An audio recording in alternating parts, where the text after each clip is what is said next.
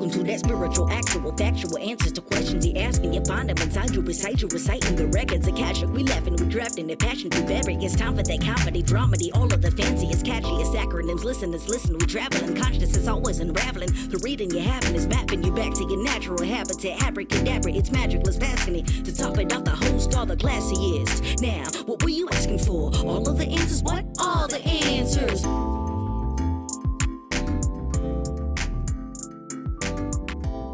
Yes. Hello. Here we are. I'm doing this now. I should tell you as we begin here, allow recording. Yes. I don't hit record on Zoom still, right? Correct, because I do that. We have a write-in question that I would like to try to answer before our guest comes on. Great. So we're going to be doing, I'm giving myself way more work than I... We're powering it all in today. This is, okay, hold on. I'm going to message you in the chat. Okay. Secrets and lies. All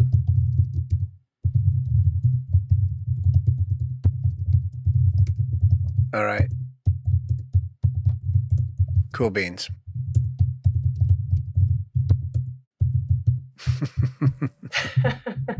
Got it. So, yeah. So we have a caller who wrote an email in who wants to remain anonymous. And we're going to call this person Philip. No, we're going to call them Philippa because I think their gender might be relevant. Okay. So Philippa sent a question in that we're going to ask. We're going to get to that. We'll get to that in a sec. Yeah, we're going to ask about that in the records. We have our awesome guest coming today. We were just both kind of looking at his stuff online before we got on, and I was saying to Cass before we started recording, I was looking at his website going, oh, actors are funny. And then Cassidy said, why? And then I said, I'll tell you when we're recording, which is so like all these years of being an actor, right? And then now I'm like so busy. I'm like swimming. I'm casting a show and getting production ready and all the things. There's just so much to do behind the scenes. There's so much to do. Mm-hmm. And it's a new company and there's a lot, and I have to hire everyone on every level. And when actors, and I, it's fun because I've been on both sides, obviously. So I understand where an actor is coming from when it makes me laugh. I feel like such an asshole. When on your website, if you think on your acting website, it helps you in any way for you to say your philosophical reasons for wanting to act, that's funny. Like if you're like, I enjoy acting because it brings people together into the unity of why we're here as people, to be one and to explore the nature of nobody cares because at all. Because production is like, we have problems. We have 70 problems. I got to hire these 70 people. One tiny percentage of what that is, which it matters a lot because the show doesn't happen without actors, is you showing up and either you say the words in a way that works for the play we're trying to make, or you don't. Your philosophy about why you say the words the way you say them is irrelevant. Now, I'm being a dick, because I think I can totally imagine scenarios where, I don't know, we're making a film and there's hundreds of millions of dollars on the line and it's down to two people and we look back at their website and one person shares the philosophy we share. Or we're trying to decide, do I even want to work with this person? Right. Because it's actually, there's a lot at stake or whatever. Maybe then at that point you'd go, well, this person's just like, I want to be an actor because I like to shoot guns. And the other one says, because... And you might go with the gun shooter because you might be like, well, that sounds more interesting to me in this moment. That's the thing, though. At the end of the day, like, are they right for the show? Do they work with the rest of the cast? Mm-hmm. Can we afford them? Do we have housing for them? These things are relevant. Like, well, that makes me wonder whether we even fucking want websites ultimately, because it's just like, can you just put my headshot and resume up and be done with it? But I mean, the website is... And a reel, maybe. Yeah. Well, the website is good because you can have a lot of pictures. Right. So it gives you variety. And the reel is good too, because it's like, oh, we can see a bunch of different stuff you can do. But ultimately, your philosophy about why? Yeah. I want to bring people together with nobody has time. Yeah. I want that not to be true. I know. So I'm trying to push back, but I can't. Because I don't think I have philosophy, but I definitely have like a bio on there that's like, Cassidy's done all these things and it's because of this. And so it's a little personal and it's not just professional. It's a little bit about like my person, because that I do think matters a little bit. I want to get a sniff of their personality. Okay. Because I mean, it's and frankly, it can work against you. Or I'm glad you put that philosophy statement on your website, because I was wondering what kind of person you are. And I went, ooh. That's my point. It's almost like, don't tell him shit. Just. There's no advantage. There's only a disadvantage is what you're suggesting. No, I mean. It's probably not going to turn someone on, and it might turn them off. It could turn you on. It could turn you on, but it could turn you off is more what I would say. Right. It's not like don't say it because it's more likely to turn you off. It's more like you're rolling the dice. But at the same time, as the actor, you're like, well, cool. I mean, I would argue for the actor to say like, cool, if the fact that I wanted you to know that I juggle annoys you, well, then fuck you. I'm not here to work with you either. True. So like, you can put whatever the fuck you want, wherever you want. It's just, I'm so neck deep in it that I thought I'd share the perspective of, it's charming. The real feeling I have is, because I've written this, I have one. Yeah. It says all the philosophy of the world. So I'm laughing at myself because I'm like, oh, that's so sweet, honey, that you think they have any time to give a fuck. And I have to say this too about when my relationship with agents got better, it was because I had cast a few things and realized how stressful it is, how long it takes, how hard it is, how you think there's a million actors. Of course there'll be people. Nope. Like, it's sometimes the hardest role to cast is the one you thought would be the easiest role. Meanwhile, actors are out there going, why aren't they calling me? I know the part you're having trouble casting is the middle-aged white guy.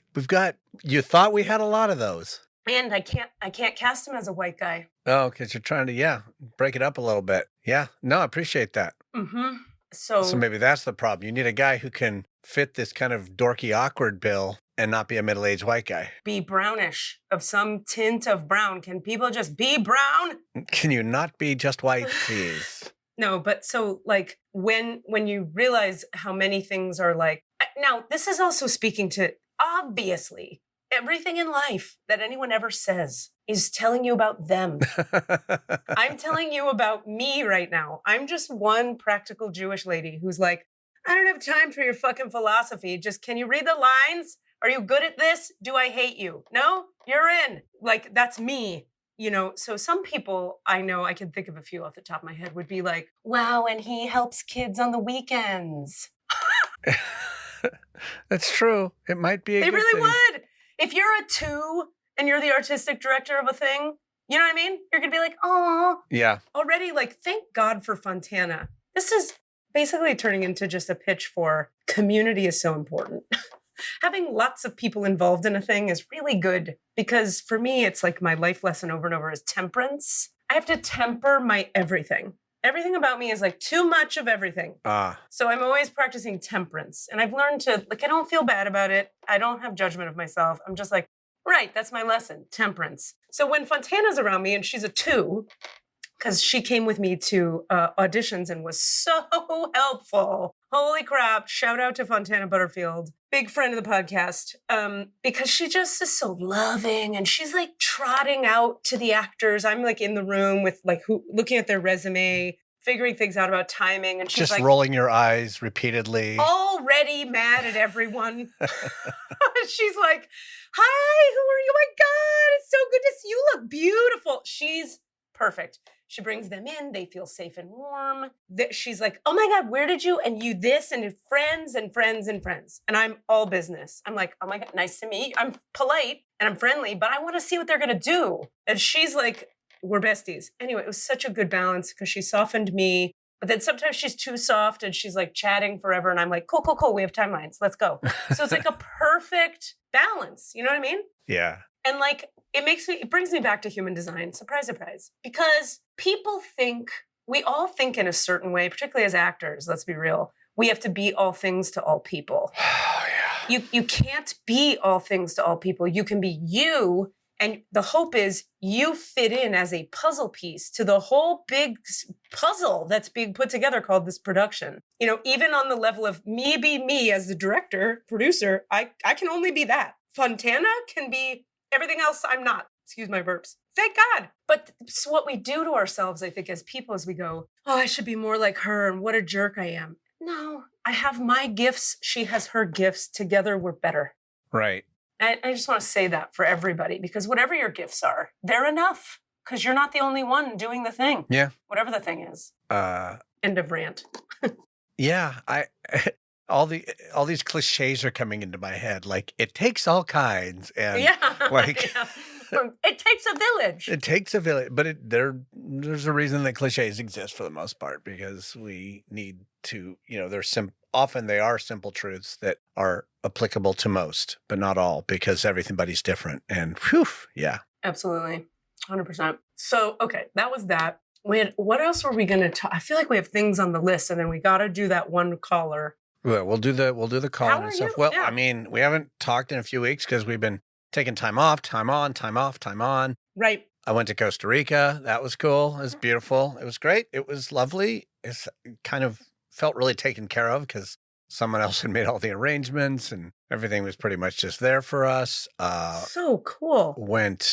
I floated in the ocean, which so minor, tiny little breakthrough, like fear breakthrough, which is always nice. I'm not a good swimmer, but I do swim for fitness, which is easy because it's not in a big, scary pool. It's in a very simple lap pool. But I'm not good at open water swimming. It scares me. I can't float, all the things, la, la, la. Huh. I didn't know you couldn't float. I just can't. I just sink. But I've been snorkeling once before, but I had a life jacket on, which is really easy because you can just chill and then like dunk in and go as much as you want and then just relax back and hang out and then go back in. It's easy. Yeah. But because that's the only way I've really spent time in the ocean in any depth, I didn't realize, I feel silly saying this, you're so buoyant in salt water. Yeah. It's completely different. Isn't it amazing? So I was like in the shallows, but I was in a good place where you could, it wasn't all silty. So I was able to do a little snorkeling. And then I was like, wow, I'm really floating. And so I just went out a little deeper and a little deeper. And then I was like, oh, I'm totally just swimming in the deeps, not super crazy deep. I didn't go way the hell out. And I had a couple of moments where I got overwhelmed because it was like noting I'm excited. This is thrilling and I'm scared. Okay, go, go, go. Now go back to shore for a little while. Now go back out again. And that's such a good lesson. So like the fear was I didn't want to ignore the fear. It existed, but I was, titrating it, just kind of working with it. You were working with it. Yeah. Yeah. And it was lovely. And ultimately I was able to just do it. And even to the point where, so there were two kids on our trip with us, our friend's kids, 6 and 8 years old. And the 8-year-old Mom had basically said, he does not like to talk about his feelings. Like if you ask him, did you enjoy that? He will shut down. He'll just go, Murr. He'll talk at length about things on his own. Raising a sociopath. Yeah, exactly. But he doesn't like to talk about feelings. But I was really proud of myself because on the way back, I just started sharing with him. I didn't ask him a question. I just was like, I might have said like, was that fun? Or did you have a good time out there? And we were walking back because we had a long hike back from this particular beach back to our lodge. And he and I were walking next to each other. And I said, that was really exciting for me. I'm going to tell you the truth. I'm a little scared of like open water swimming. I'm not a great swimmer. And so there was it was super exciting and it was also a little scary. And so it was really fun to like play. And I just told him basically what I just told you. Yeah. And he took a couple of beats and he goes, yeah, I was scared too. And it was like, he's talking about his feelings and stuff. Like it was really neat to just like, and he shared pretty similar because I happen to catch like the same vibe. And I was able to describe a vibe that he could identify with. Even more than that, you're describing the thing of like that all 12-step recovery is based on, which is you get in a room, somebody next to you says the truth, the vulnerable truth, and it gives you permission to say your vulnerable truth. Yeah. All of a sudden, everybody's healthy because we're telling the truth. And so you be the change you want to see. Right. You were honest and vulnerable, and then and you were grown up and a man. Right. And it gave him permission to be like, I guess I could do that too. Right. And whereas he's been raised in his mom is awesome. They're very, she's very conscious, but of course it's like, kind of a hippie family, and like they're going to talk about their feelings, and he doesn't want to. Right. He's a different design. Like, love to see his design, because his design does not match up with a lot of the ways that they want to communicate. And she's very patient with that, and she's very aware of it. But like I didn't ask him was the key. I didn't say, what do you mean? I didn't say, tell me this, or how do you feel? I didn't put it on him. I just was took the ownership. I just said, this is how I was feeling. Yeah, you shared vulnerably. That's really cool. That's fucking rock on. You empowered a child to share their truth. That's so cool. I was very proud of that moment. That is a great moment. You're making me think of a side note that I don't want to forget, so I'm going to say it now, but then we should come back to the rest of what happened for you on the trip. But imagine this. I know someone who knows someone, let's say a dear friend's friend, has a kid. God, I get chills talking about this, because I'm like, oh, this is part of why you don't have kids. Oh, God, right? I know. I don't know. Kids are a lot. Anyway, people out there who have kids, you're amazing wizards and ninjas, and I don't know how you do it, is the real truth. But my friend's friend, let's call my friend's friend Sharon. Sharon has a kid who she is concerned is a psychopath. Like, hurts animals, wants her, Sharon, to suffer, hits her, throws things at her, won't take direction, like all the stuff of a fucking sociopath. Sharon happens to also be married to someone who is quite, I'm trying not to spill beans here, but I'll tell you later, but someone who is is like, maybe you could say the more toxic end of a 3. Okay. Like very accomplished, very, very, very wealthy and accomplished, and not so in touch with their feelings, like not so in touch with themselves because they've been just doing accomplishment, but also was raised in a pretty narcissistic house. So there's like all of that together means that the dad is pretty, not quite all the way to sociopathy, but like deeply narcissistic and deeply immature. So this kid comes out, right? And Sharon, from day one, Sharon is like, he's setting lizards on fire. He's throwing sticks at my face. He doesn't care when he hurts me. Like age 0 to like, it wasn't even conditioning yet. It was just in there. Yeah. I went into the records for them at one point, and I got that he was not technically a psychopath, and that there was a small window of hope where he could, in his developmental work as a kid, if the right things happened, he could be turned in the direction of empathy. Like psychopaths, you can't turn them in the direction of empathy. Right. But a sociopathic narcissist, you kind of can if they want to, and if you do a lot of work. Problem is, both of his parents are so type A, such 3s, so doing themselves. They're not exactly there being the most nurturing parents. And I don't even fault them for it. They're 3s, So I just keep wondering, I have this, I'm not going to do the following behavior, but it comes up for me where I'm like, God, I really want to check in on them and just see like, how the fuck is all that going? Just in terms, like as a narrative. Yeah. Like just the narrative of it is like, how's that kid? And did it get better? And what have you guys done? I cannot, honestly. That stuff terrifies me too. It's like. Isn't that awful? Between like childhood cancer and sociopathy, like those are 2 real possibilities. Oh my God. That you gamble by bringing a human physically into this world. Oh my God. You're reminding me 2 things. 1, have you seen Bad Surgeon? No. Oh my God. I don't know. I haven't really been watching a lot of reality docs or anything lately. I don't know. I'm not watching TV lately. I don't understand myself right now. Good for you. I'm reading books more, which is weird. What? I try and watch something and I just turn it off and I go to sleep instead. Maybe you're like so healthy, I can't even relate. You need your own podcast. No, it's not. I feel distracted is what it is. I can't concentrate on a show. And then I can for a little while. Yeah. We should go in your record sometime soon. Maybe next episode. Yeah. We don't have time. We only have 15 minutes. We got to go in this other person's records and talk about the question. Wait, okay. Bad Surgeon, for everybody listening, I don't recommend it for Denise, though. Okay. Not for Denise. Right, because Denise needs to do not low vibration things. Yes, but if you need to come down to earth and hear about some horrifying things that have to do with hospitals, Ooh, wow. It's good theater. It's good theater. It's terrible life lessons. Don't watch it. Never watch it. It's not the same as Dr. Death. That's a different show. It's the same. It's the same character. It's the same. Oh, they just made a fictionalized version of it. Got it. I highly recommend Bad Surgeon, but only if you want low vibe stuff. Wait, you made me think of something else. There were two things.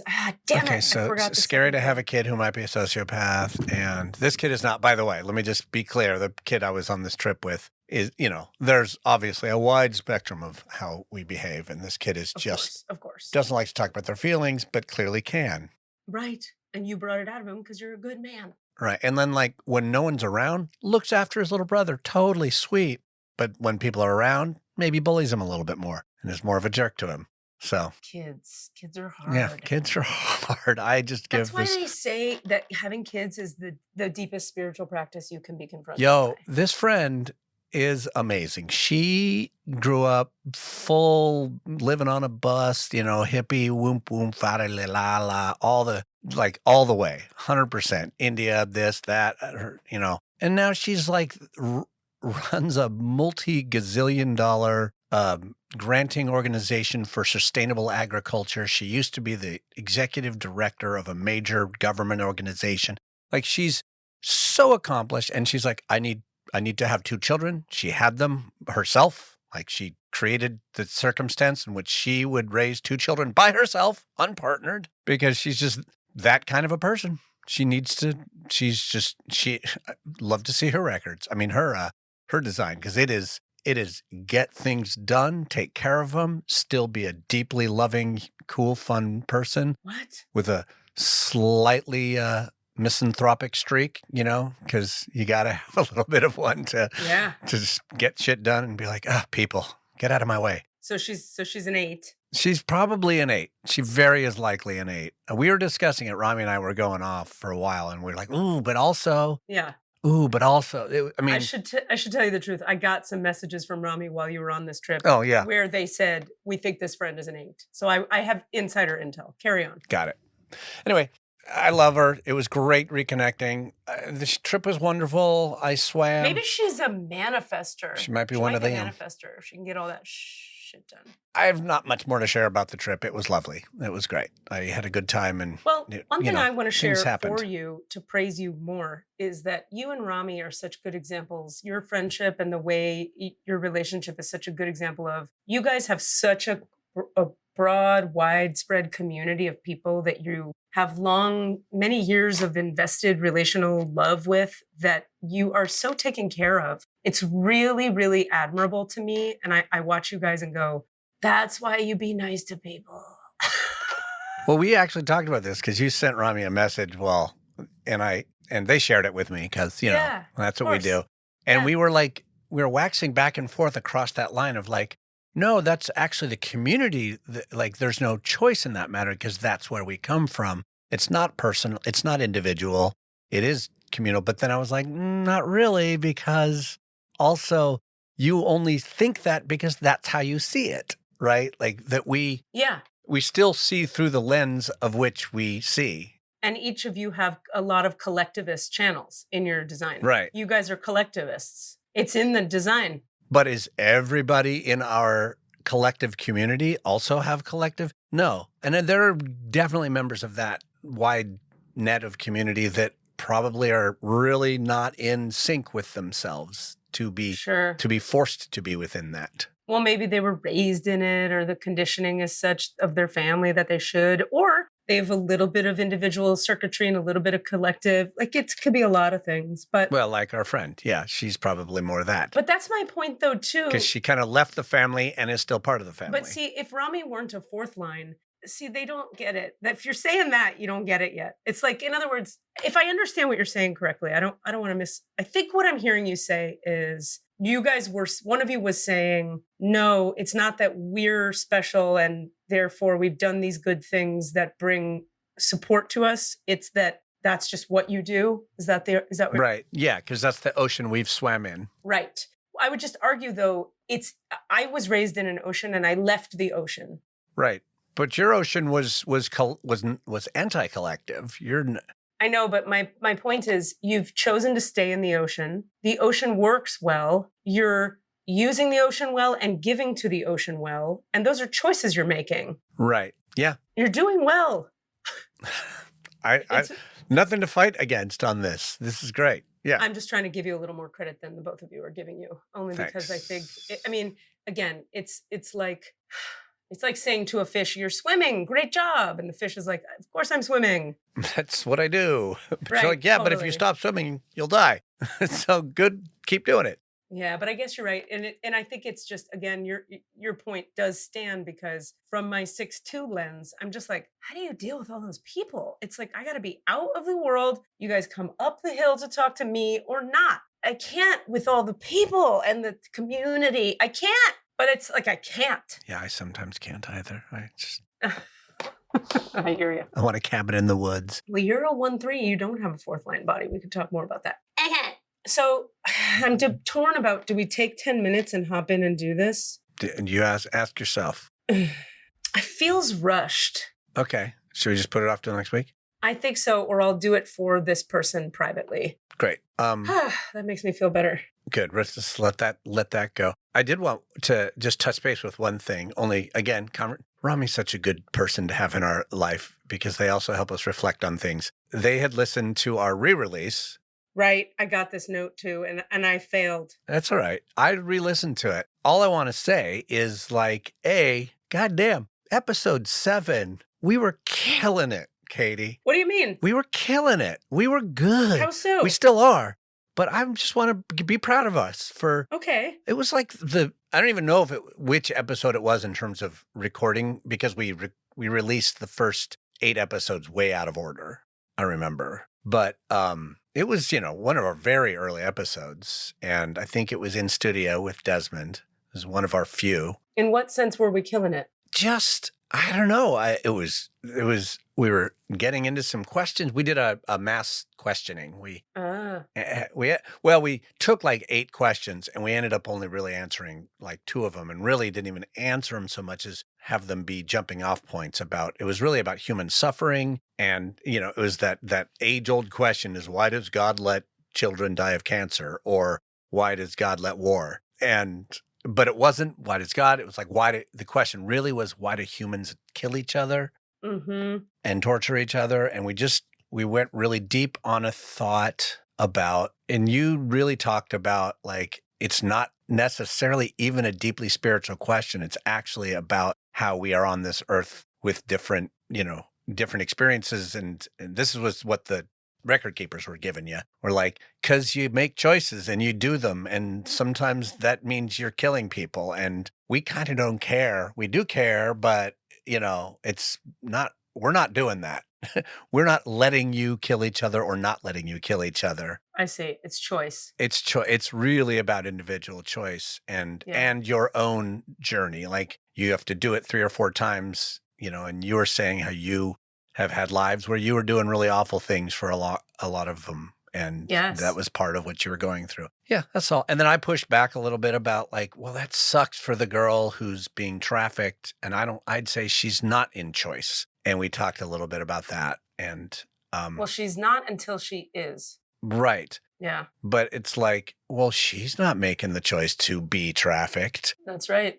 So it still sucks that there's suffering going on. That's really what it ultimately boiled down to, was totally hating the suffering. And it really hurt my heart to think about, those who aren't choosing, who are just being inflicted upon. But even within that, they were saying, well, also, you can't have her journey for her. That's the thing. And also she gets to wake up and go, I gotta do something. Now, that's easy to say, and we understand all the problems of me saying that. In other words, privilege is real. Some people are going to be trafficked and some people aren't going to be, because where they're born, who their dad was, what color their skin is, what gender they are. Those things are true, that you're more set up to go through things on this earth that are challenging if you have certain circumstances. And we each have certain circumstances that we get to then sort of go, what am I doing with these? That's the whole thing of life. Right. What am I doing with my circumstances? It does suck that happens, and it should hurt our heart, and we should help. And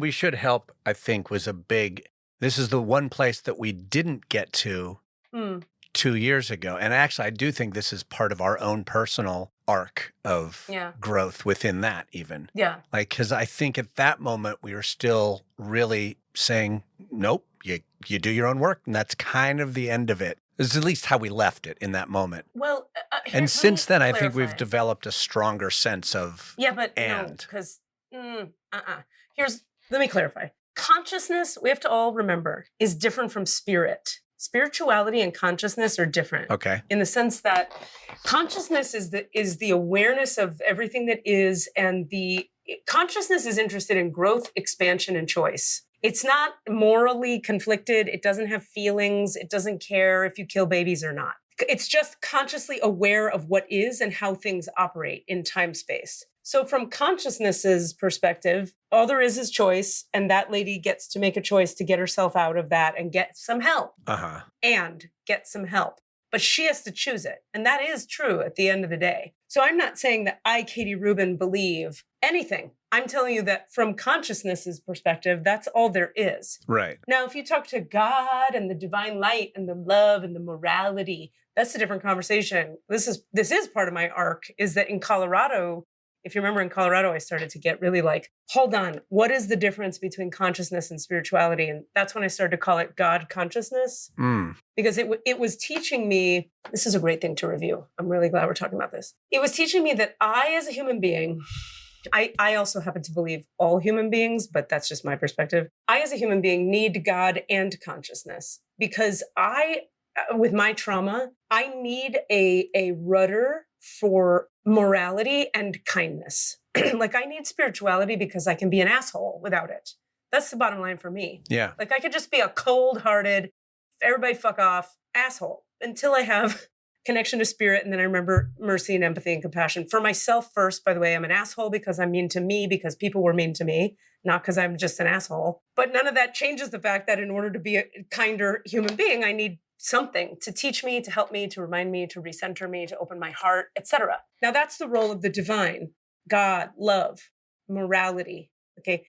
Now that's you could say like a narrower band of energy that is a little more dense than the vast expansive field of conscious awareness. Conscious awareness it's like, yeah, morality is a thing and so is not morality. Murder is a thing and so is love. Right. Birds exist and so do dead animals. Like there's no judgment. Consciousness judges nothing. It sees everything. Everything is true and so is its opposite. Yeah, and it judges nothing as good or bad.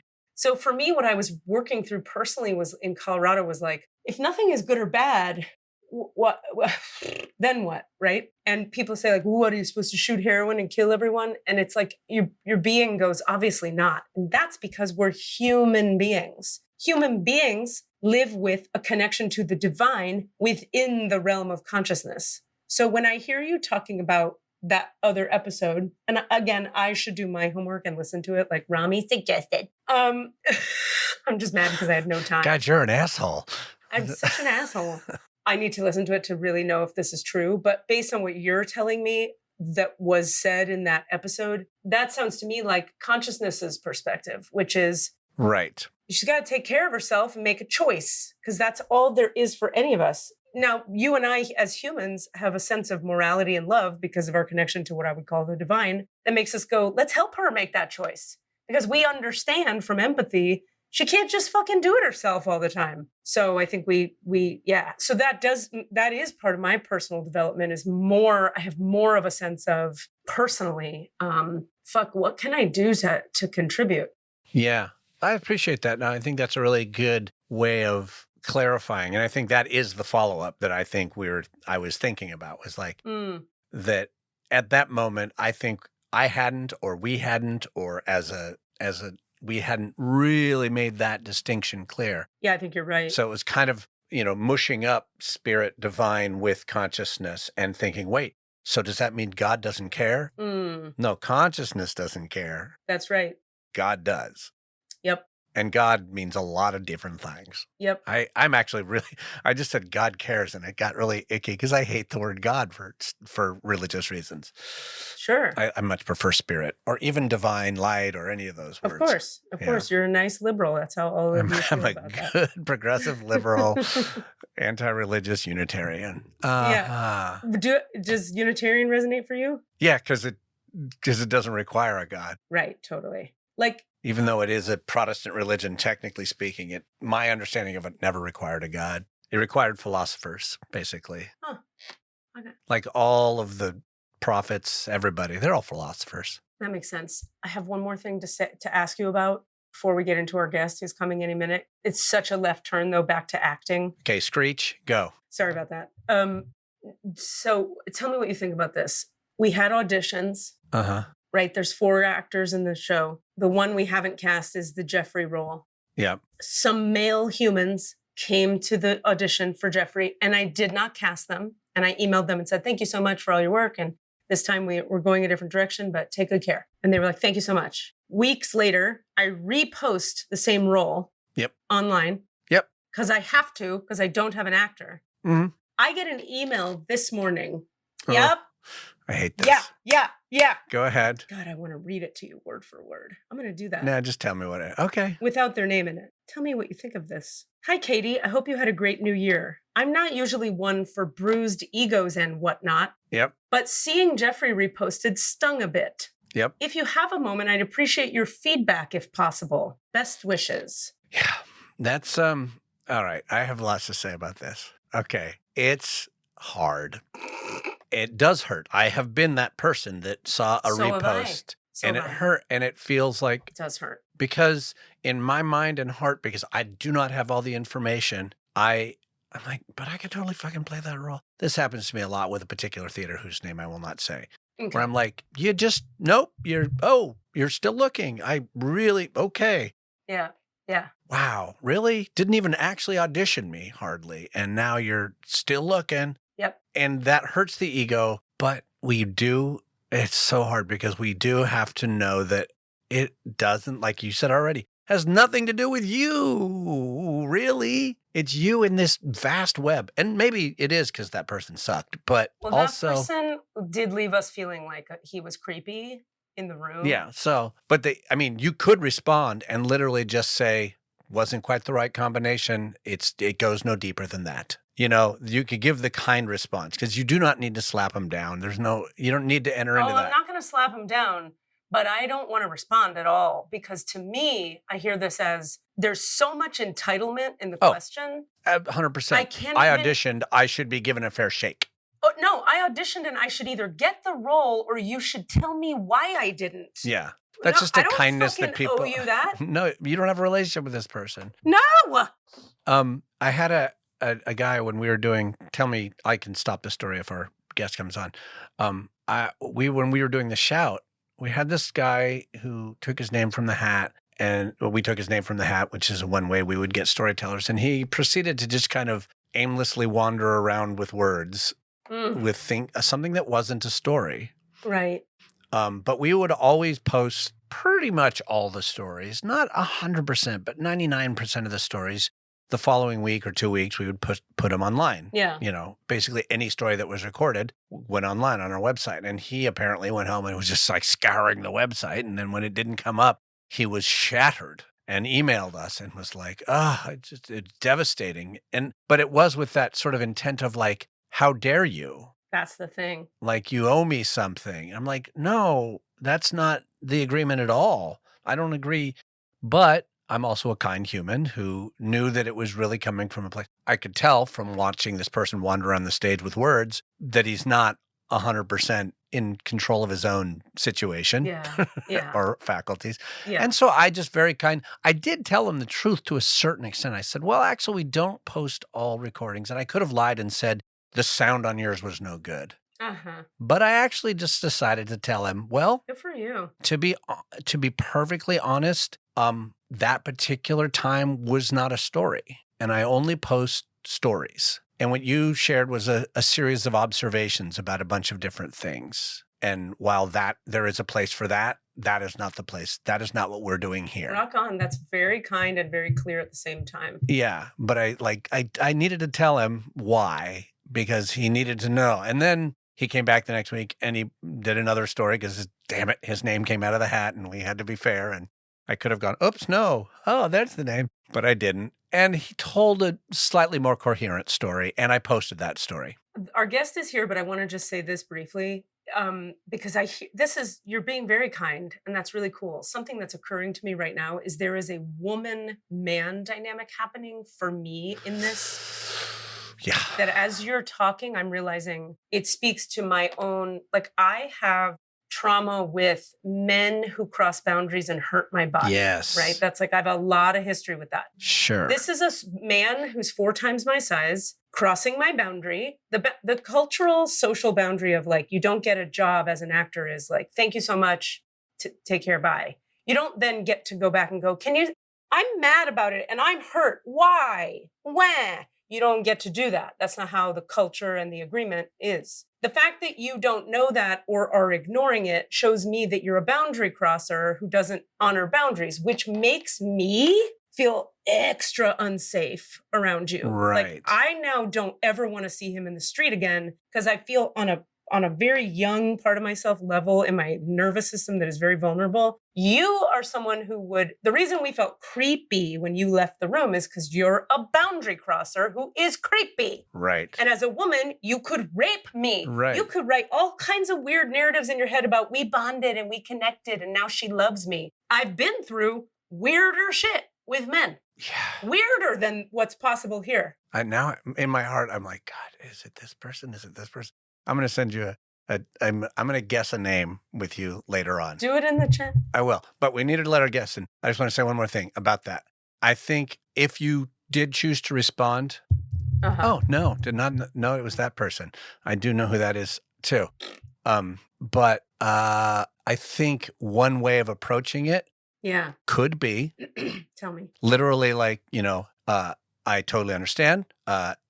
You could even share, I as an actor have had that bruised ego moment as well. I just need you to understand that we are looking for a very particular vibe. You, along with a whole bunch of other actors, were not cast. That's good. So, it's not about you individually. It's that you just didn't fit what I was looking for. And I can't even necessarily say exactly what that is. No, that's, obviously. But that whole thing about a bunch of other, dude, you didn't get cast, but neither did 20 other people. Right. See, here's my beef. That's exactly what I would say to someone. Let's say that person, let's call them Frank, emailed me and said, hey, Katie, saw that you guys are still looking for that role. Fully respect that I wasn't the right thing for the job. I'm wondering, just because as an actor, we never know what happened in the room, might you be willing to share some feedback with me about why I wasn't that thing? Yeah. That would be direct. And it would be clear and it would be kind and it would be respectful and it would be humble. Yeah. And I would be like, oh my God, thank you for asking. You're so right. I feel the same way as an actor here. And I would say word for word what you just said. Yeah. But see, he didn't come at me that way. Yeah. He came at me with entitlement and privilege. Like I owe him something. I owe him to cast him or I don't even know what he thinks I owe him. Send him a personal email that says we're about to repost this. Yeah. I don't owe him shit. And it's the entitlement that makes me literally afraid of him.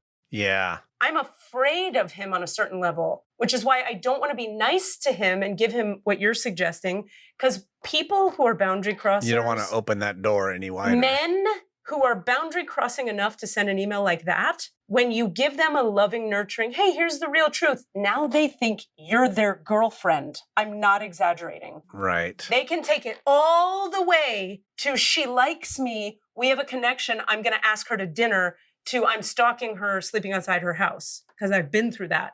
Yeah. Yeah. So I've developed a finely attuned sensitivity to that particular kind of crazy, that particular kind of, to be more fair, boundary crossing cluelessness that leads to danger for women. Yeah. Now, yeah. It's a bummer because I want to be as kind as you're saying, but I'm not sure yet. This is me, by the way, at the height of my emotional wave because this email just came in. So catch me next week. I'm going to ride the wave and we'll see how I feel. But today I'm just in the fuck off, you're scary. Yeah, I'm sorry. That's okay. That's Thank you. Ride that wave. Now it's got me thinking about all the times that I've not said it to someone else, but even in my own head, like had that entitled conversation, and it's actually checking me a little bit. Like, oh yeah, that's good. Because why didn't I get cast? Because I didn't get cast. That's it. It's like in that director's mind, you weren't what they want. Right. And in my mind, well, they didn't really look at me. Right. Fuck off. Because again, we're thinking it's about our essence, our ego. It's about you in your look and your style and how you talked, but it's not about and how good an actor you are to a certain extent, but combined with all these things. All right, we should let our person in. And I'll say that this person who didn't get it, he can act. He'd be great for certain things. Yeah. Not this thing. And probably not in your company because of this letter. Ever again. Let's welcome this guy in. Oh, boy.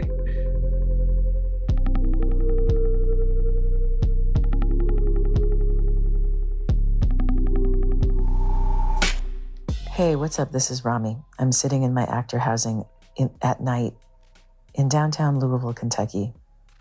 Now, directly across from my actor housing building on West Main Street is what is called the KFC Yum Center. It is a sports arena and concert venue. And yeah, it's the Yum Center. Anyway, on that building is a large digital screen projecting advertisements. And since it's dark outside, this screen is lighting up the area around it a lot. And it is reflecting off of my windows. And as it does so, the word hello, written in large letters backwards on my window pane, has become very apparent to me. So I've been in this apartment for weeks now, and I've never noticed that the word hello is written on my window. Very clearly in this light. So it's written backwards because it's written outside. It's on the outside, so it looks backwards to me. Now these windows don't even open; they are painted shut. So there's no way that someone on the inside wrote it. I am on the 4th floor. There are no ledges or anything. So at some point, someone was on a scaffolding or rappelling down from the roof and wrote hello on my window. And now it is the present moment. And I'm being greeted. Either that or it's ghosts. Rami's rules.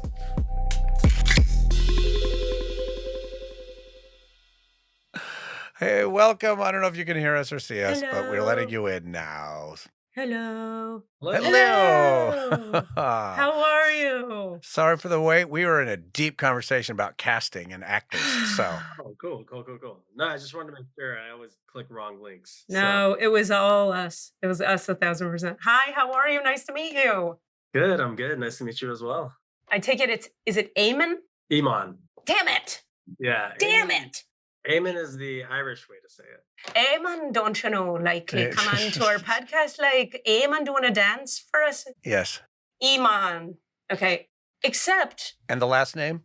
Which one should I answer first? The last name, Elboudwarej. Elboudwarej. Yeah.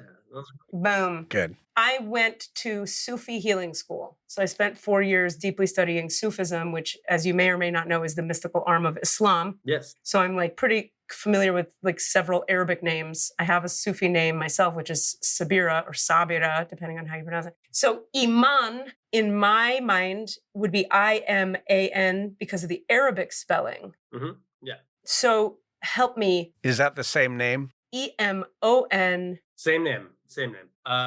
So then, I think the way it's pronounced in Arab cultures depends on what country you're from, but it's either Iman or Amen or Yemen or something like that. But it's the same name. And then Farsi, I'm Iranian.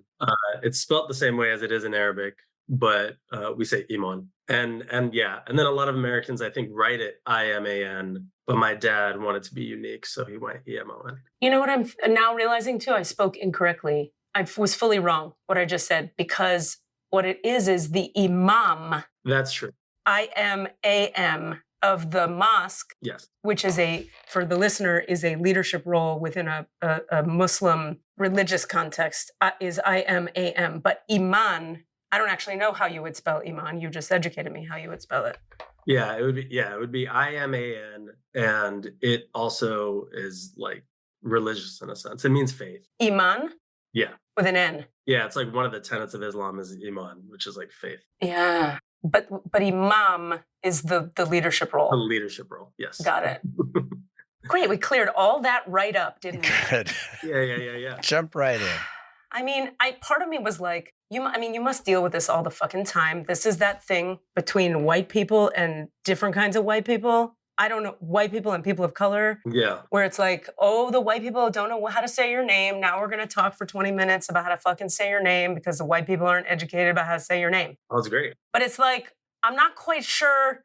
Like there was a thing, I've taught a lot of corporate things. Like I've led a lot of public speaking stuff in corporate environments. And corporate environments, particularly in the Bay Area, are very culturally diverse, gratefully. Sure, yeah. And so there's like sensitivity trainings we take about what to do with when you can't say the Middle Eastern man in front of you's name. Yeah. And part of it is obviously you're trying not to other people and make people feel othered. That's the whole thing we're waking to culturally. Hello. But it's tricky because I want to respect you enough to say your name correctly, but I don't want to make you feel othered by calling it out that I don't know how to say your name correctly, so I can't win. Yeah. I don't know. I'm okay with it. I mean, like anybody growing up with a weird name, like it's the first thing you deal with on the first day of class. I actually just had a conversation with about somebody with this yesterday, where when I'm introducing myself to people, I am so focused on saying my name correctly that I'm not even listening to what they're saying. I'm like, hi, I'm Emon. I'm Emon. Emon. So you get it. Yeah. Yeah. It's like, for some reason, I think I'm going to say my own name incorrectly. And then you don't listen to their name. And I just forget. And I'm like, oh my God, I'm so sorry. And you're like, what'd you say your name was? Jennifer? Yeah. Oh, Jennifer. Yeah, exactly. So, okay, Emon, it's so nice to meet you. You are, for the listener, an epidemiologist, potter, actor. Is that correct? That is correct, yes. What order would you be putting them in today? Let's see. The order that makes me money is epidemiologist, actor, potter. Okay, that makes sense. Yeah. So you still are a practicing doctor in this moment? Yes, that's correct. Yeah, I work at a Bay Area company called Gilead. I do cancer research at Gilead. Yeah. I've been there, done gigs for y'all. Oh, nice. They need it. I work for an event company. We play games with y'all, with whoever. Oh, okay. Yeah. Yeah, Gilead's a cool company. I like them. In Silicon Valley? They're based in Foster City, so the peninsula. Big in age research is a big part. Am I correct? Yeah. So their bread and butter, so to speak, is HIV drugs, and so they're big. They're very, very well known for anybody that's taking PrEP for HIV. And then they were one of the first people, or one of the first players for a COVID drug, which I actually helped work on a little bit. And then how they're trying to get into cancer and oncology. Wow. Yeah. Why did I think you were in LA? Did you used to live in LA? I'm in LA. No, I'm based in LA. I grew up in the Bay Area, did theater in the Bay Area, and went to school at Berkeley, got my doctorate in epidemiology, started working at this company. Right when the pandemic happened, I moved to LA to be near my brother, and I just kind of stayed here. Oh, rock on. So I work from home. I got it. Okay. And so, oh God, I have so many questions. This is so fun. Thank you for being here with us. It's really fun to get someone so dynamic. Yeah. So can you, for the listener and secretly for me, define epidemiology? Sure. Yeah. It's basically the study of disease. So in the broadest sense, it's who's getting a certain disease, how it's spreading, and how to treat it at the public, population level. Okay. So I think the easiest way people might understand it is like in the television or movie way, which is related to outbreaks. Yeah. Contagion. Contagion. Outbreak. All those movies. Outbreak, the Ebola movie. Yeah, exactly. But it's like a pretty large umbrella term for all types of how to do research on diseases. So Huh. I never actually did any outbreak epidemiology. I focused on chronic diseases, not infectious diseases. In school, you're talking about? In school, yeah. I see. Okay. And then were you like always on a track to be a scientist? Was that in your family? Did that come from your parents? Or was that just you were interested and you took yourself there? Ooh, yeah. This is let's see, how much can I get into this? It's partly cultural, let's say. A lot of Middle Eastern people, Iranians, immigrants, I think they're given a few options when they're kids. You either become a doctor or a lawyer. And I never wanted to do either of those ever. And I think I have one older brother. He went the medical doctor route, and I never wanted to touch that. So I think when I went to college, didn't really know what I wanted to do, but I was trying to like trick my dad into thinking I was eventually going to be a doctor. So I was like, oh, I'll just do like some biology or pre-med classes or something like that, and kind of fell into public health as like why don't you just do this while you figure out the rest of your life? And my brother had a friend who was in this public health major, and he's like, hey, it's health adjacent, but it's not actually going through all the like crazy shit related to medical school. So I fell into public health as an undergraduate degree, and then I was like, oh, this is cool. I want to keep doing it. Oh, that's cool. Yeah. But then you continued acting throughout this. Yeah. When did acting start and how? So I was never a performer, never thought of being an actor. I was very shy, quiet, introverted kid. And I was always kind of thinking I would end up in some career. I don't know if necessarily related to science, but it definitely didn't think anything in the performing arts. I went to Berkeley for undergrad. I graduated in, undergrad in 2009. And that was like peak financial crisis in the Obama era. Nobody was getting jobs in my field, and everyone's like, oh, if you were going to stay in this, you should just go to more school. So I went to get a master's in public health at Berkeley. I stayed with the same advisor that I was working with for undergrad. Wait a minute. I'm stupid. 2009 was Obama era? Yeah, 2008 to 2016. Mm-hmm. God, wow, my brain, time. Yeah.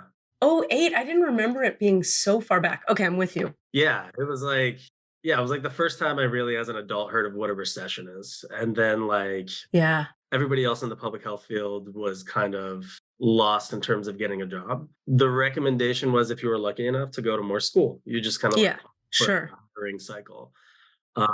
So I got into a master's program working with the same advisor that I was working with. After the master's, it took 2 years, and I still didn't know what I wanted to do. So they were like, just go to more school. And I decided to stay at Berkeley for a PhD. Jeez. In the same field, in epidemiology. First year into that program, I was going insane. Like, I hated what I was doing. You know, it was now my 7th year at the same institution. And I was just, I was getting tired of like learning about statistics. And I don't even know if I really wanted to go into this career at all. I felt like I kind of was like appeasing other people, like with like, oh, my dad will be okay with this, that kind of stuff. So I think, there was just like one semester I was super depressed, and somebody was like, you need an outlet of some sort. So I took an acting class, fell in love with it, as like cheesy as it is, or as I like never thought would happen to me. It was like light switch moment. I was in class and I was like, oh shit, this is what I've been missing. I love this. Wow. And then I always say, unfortunately, I had a few teachers be like, you're decent at this, you should keep doing it, which then created my love and passion for this incredibly stressful. Yeah, it's the worst. Field. It's the very worst. I'm very sorry that happened to you. I know. My mentor was like, I really apologize. I think you're good at this. Keep doing it. Okay. And then, so in grad school for epidemiology, I started acting. And then I was about 26 at that time. Okay. And then you did a bunch of theater in the Bay Area and then decided film, or no? Yeah.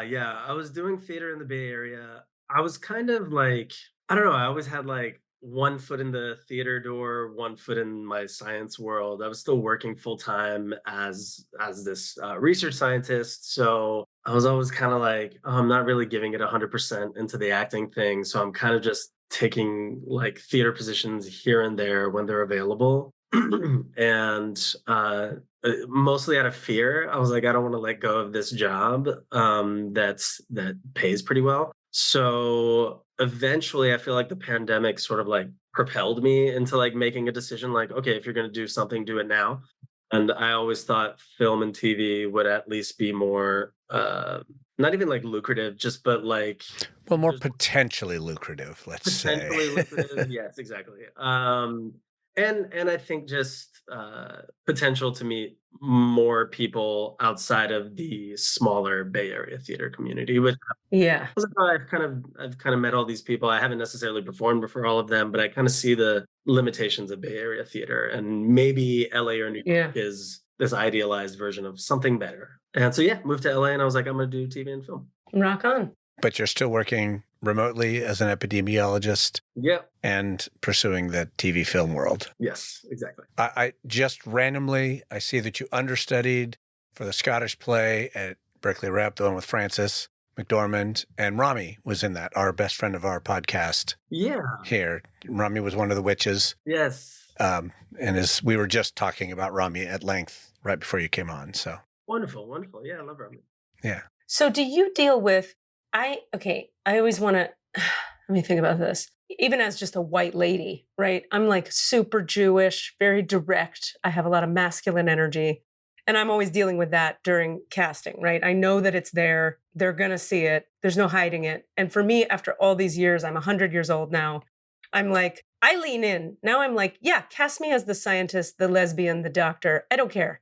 I am a leader type lady. I don't need to be the ingenue, and I'm not trying anymore to be like, but I can be feminine and soft. I don't care. I'd rather be a cranky lawyer than not, because it's easy. I wonder for you, like as an Iranian presenting person or a non-white presenting, not entirely white, I don't even know what words to say.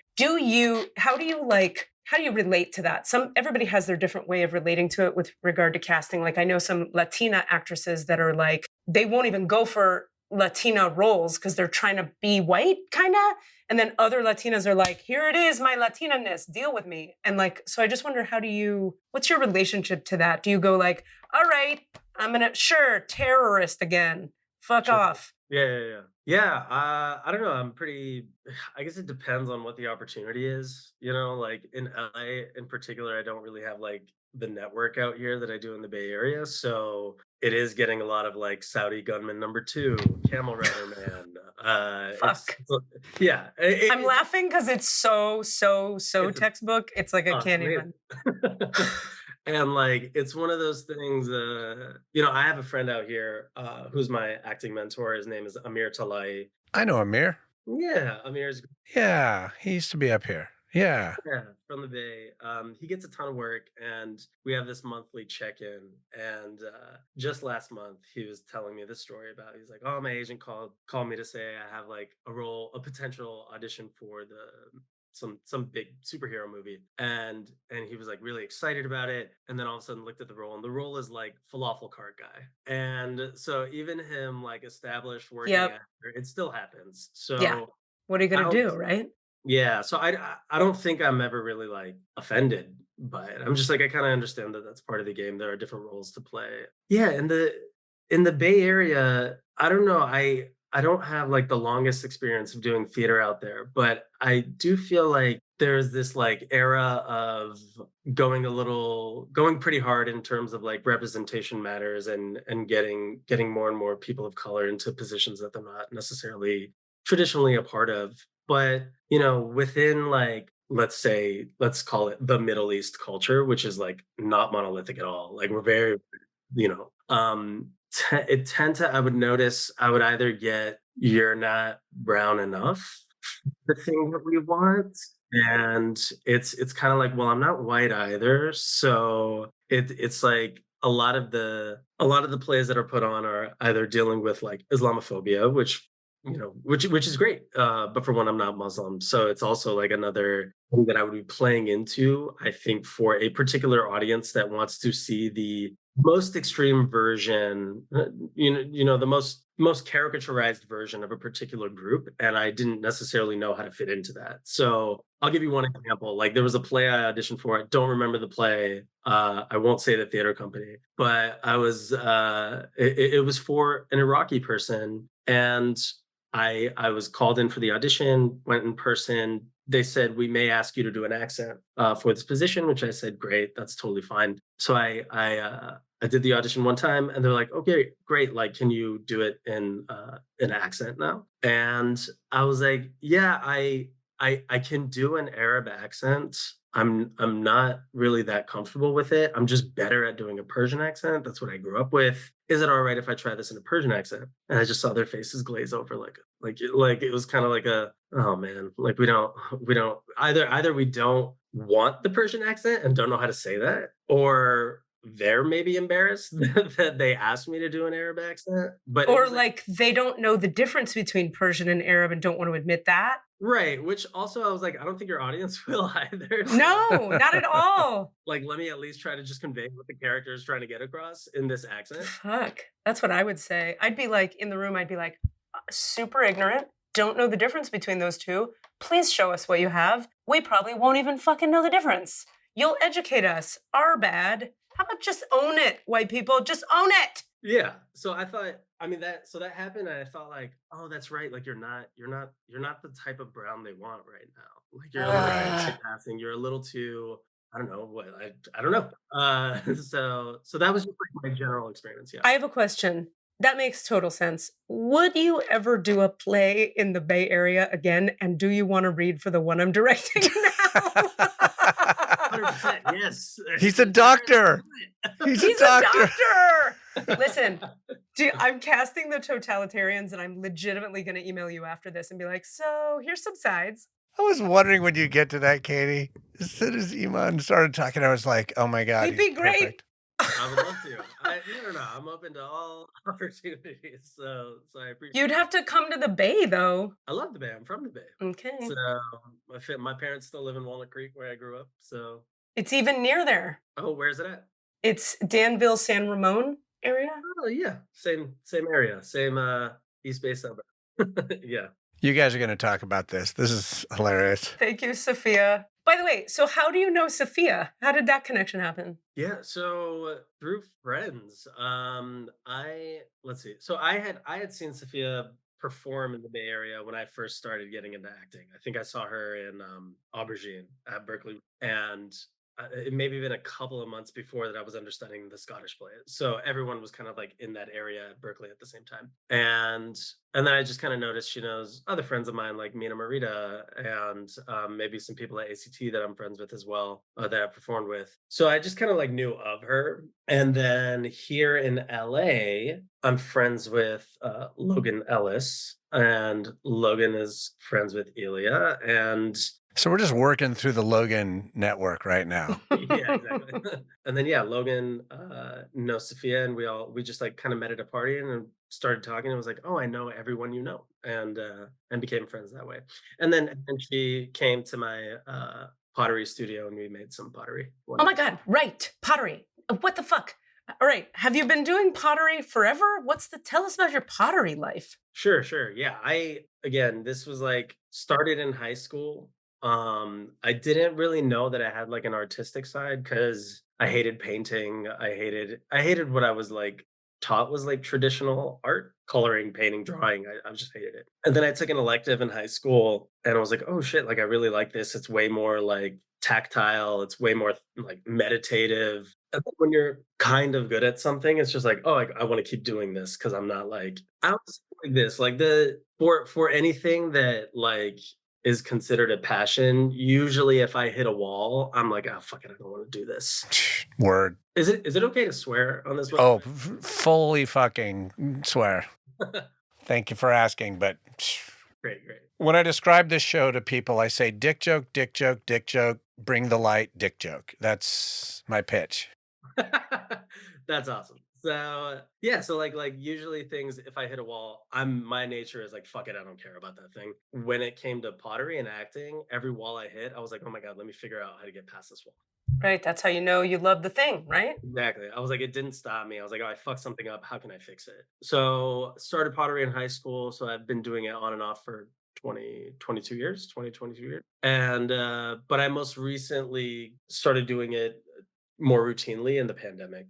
When we moved to LA, there wasn't a lot to do. Somebody told me like there's a really cool studio out here. It's owned by this Iranian woman who's really, really cool. It's a space for people of color, and yeah, you should just start doing it. So I got sort of addicted to it. And do you find that it's a thing you do for personal fulfillment, or do you do it to try to sell stuff, or both? It started as personal fulfillment because it is like it's pretty like gratifying and rewarding, and even if you have something you don't want to keep, you can give it to friends. Right. The thing is, it's like it's such a heavy time investment. So at some point, I have to like decide, is the time investment worth the like therapeutic benefit I'm getting from it? Right. And then it just became like, okay, well, I can offset costs if I sell things. And so like once a year I'll sell pottery, or if people will email me that they want something, I'll sell my work.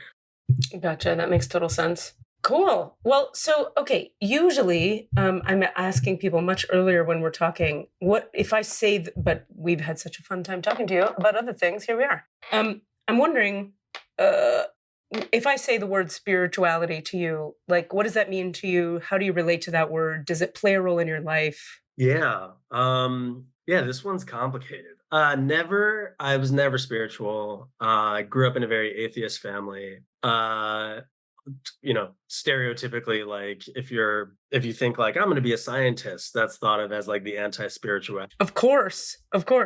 It's not necessarily that. As I get older, I think like I went through a phase of being very like staunchly atheist in the sense of like wanting to disprove things, and then after as I got older, I was like, oh, what the fuck is the point? Like life is so hard. Like believe in what you want to believe, and if it helps you, let it help you. Yeah. One thing I'll just add to that quickly, because I think I was listening to your podcast. I forgot which one. It was probably Ilya's. And then somebody brought up, I think somebody brought up AA. Am I? Yes. Remember? Oh. Yeah, for sure. So I'm recently sober. 6 months as of yesterday. Wow. Congratulations. That's a big deal.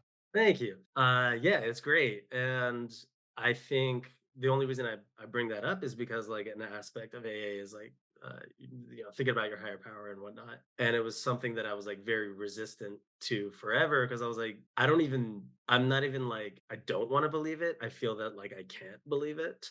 Yeah, I get that.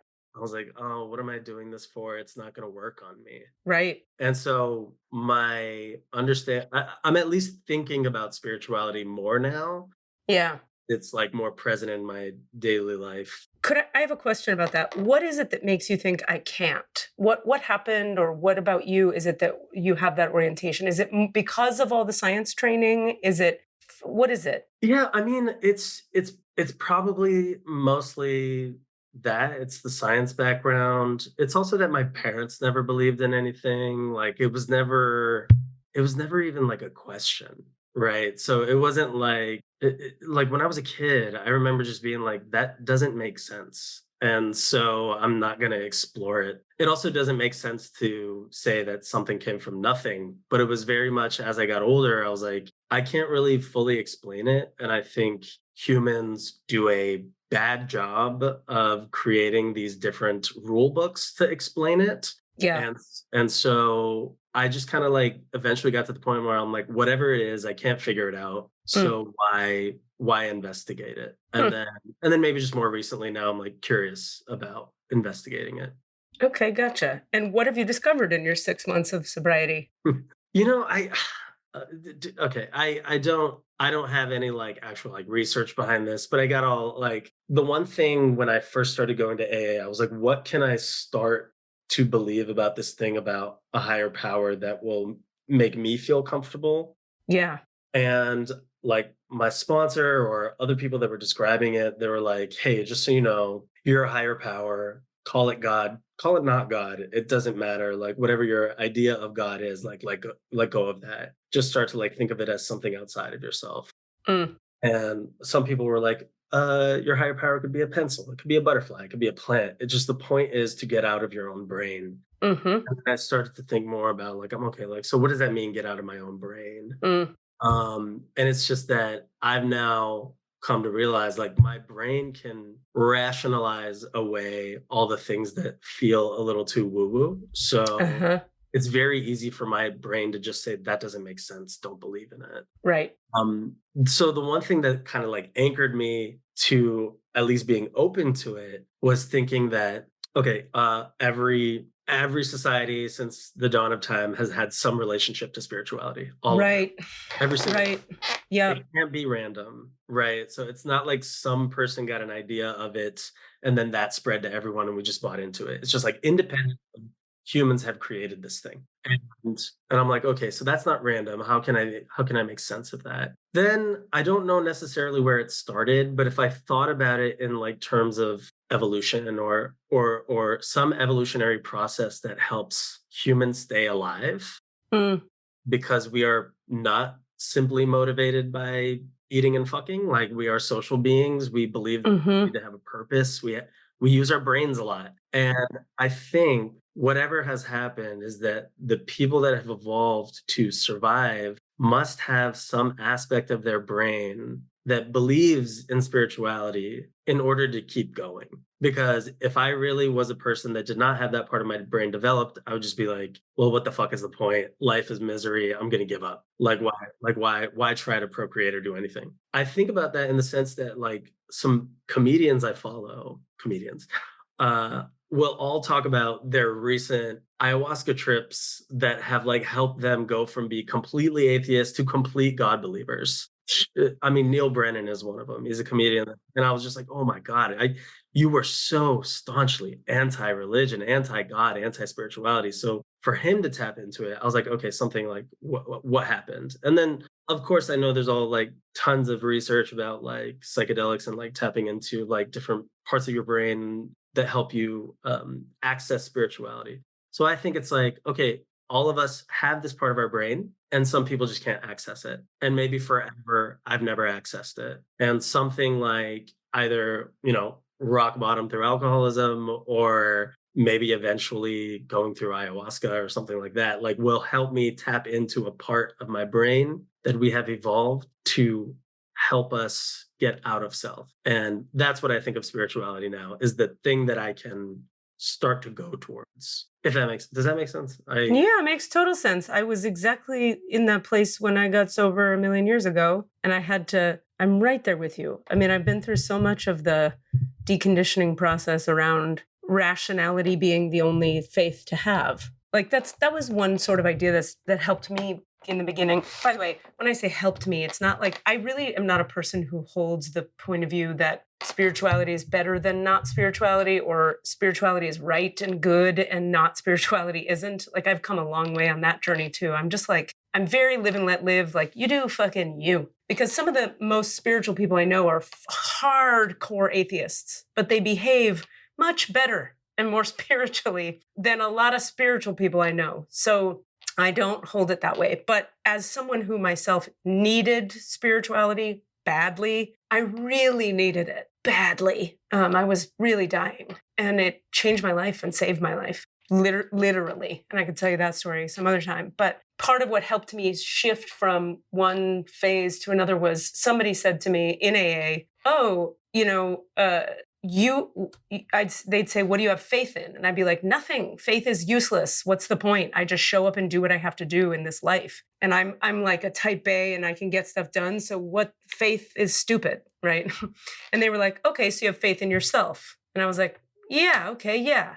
And then I was like, it only makes sense that blah, blah, blah. And they were like, oh, okay, so you have faith in logic. I was like, yes. And then I was like, well, but obviously because evolution and science and what my dad said when I was a kid.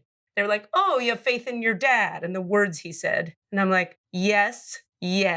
And so I started to slowly see like, oh, I have a ton of faith. I've placed my faith in what I was trained to place my faith in. So if I can be trained to place my faith in logic, reason, and my dad, and I'm looking at my dad's life and it's not going that great, maybe I should place my faith in something else. And then was the idea of like, if the infinite or if the divine is infinite or has infinite capacity, and you have all these problems and all these limitations, maybe you want to chat with something that's infinite, little tiny Katie Rubin who's so strong? And I was like, no, nuh-uh. And then I was like, okay, you're right. And then I had a real crisis of faith 7 years into sobriety. I was very sober and doing all the sober things and saying all the sober words at all the meetings all over the country, talking at podiums, saving lives. And I wanted to get high so bad. I was like, just weed, any weed, and I was like, okay, something's going the fuck on. What is this? And I had worked 1,000,004 steps and done all the fucking shit. And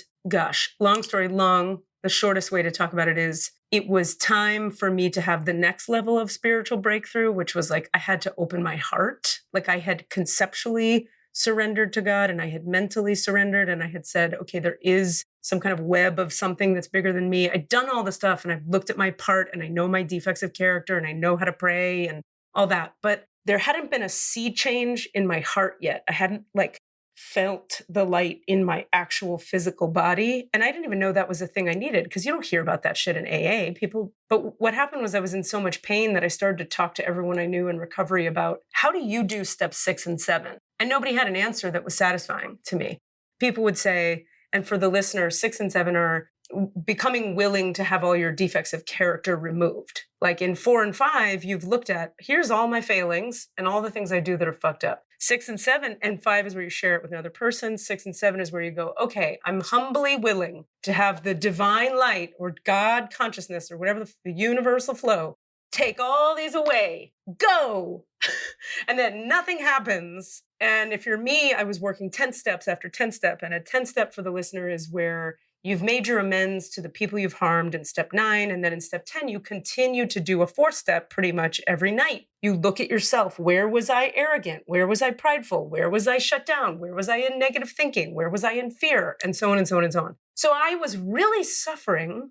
I'm getting to something I promised, because I knew too much now. Now I knew, holy fuck, I'm just an arrogant, egoic, fearful asshole who can't not be that way. And I was 7 years in. And I was like, the only solution is get high or have a spiritual awakening, because I tried everything else.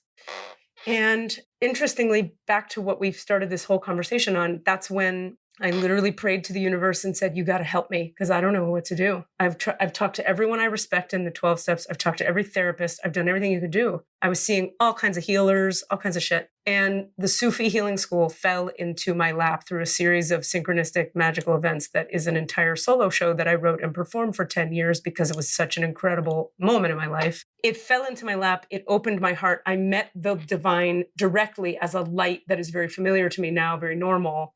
And it changed that state of heart that was like a pile of cement. I used to feel like there was cement here. And the only time I felt okay was on stage. And then I was like, oh, I met the light. The light started to change the cement. And then all of a sudden I was like drunk on the light, as the Sufis say, and in love with the divine. And the beloved was the only thing I was interested in for a lot of years.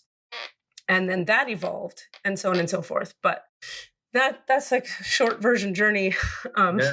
Yeah. So I hear you, and it's fucking, boy, do I relate. Yeah, like I'm glad you brought up the stage thing too. Just because I didn't really have, like, definitely not through this, like, what was going to be my profession, which is epidemiology and statistics. I didn't feel any sort of passion for it, or like, I would always explain to people that it's like, I am very grateful for what it achieves, but like day to day, it does not make me feel great. And then when I found acting, it was like, oh, when I'm on stage, that is the closest to spirituality I've ever felt. I feel present. I feel connected. I feel alive in a way that I never have. I can't let go of this. So whatever people say, if they're like, they get addicted to performing, I mean, like, I was like, I need this to, and early on, it was just like, oh, I like hiding behind a character, or I like doing, exploring these things that I can't do in my regular life, but I get to do it here as a different person. Ultimately, I was just like, oh, I just want to feel connectedness. I want to feel spirituality. I may not necessarily call it that, all the time. But that is what it is. It's like being open to life and receiving. Yeah, receiving for real. I used to talk about a lot how people would say to me in that first 7 years of recovery, they'd say, well, just practice self-love tonight. Go do some self-care. Yeah.